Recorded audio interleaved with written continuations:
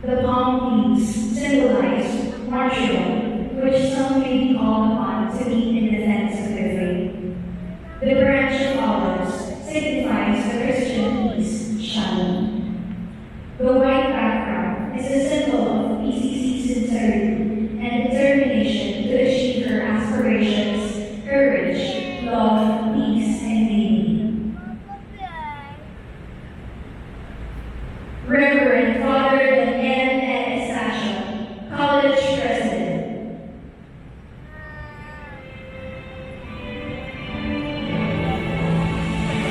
May picture si Jan dyan eh. Nanalo siya kapon, ewan kung bakit. Ayan na.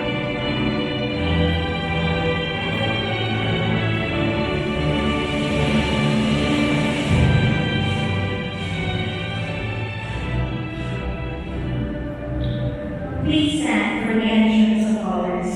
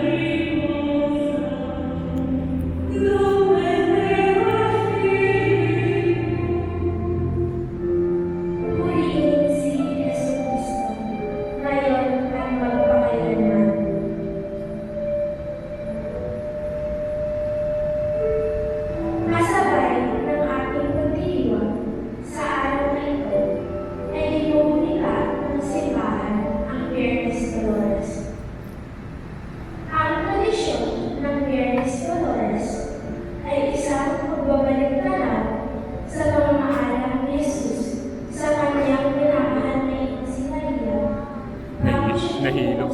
Sino? Masarapan. Ang misyon ng kaligtasan sa pamamagitan ng kamatayan sa krus. Puno at mamahal. Ay, kumain. Kaya ni Robert. Sarapan ni Bobby.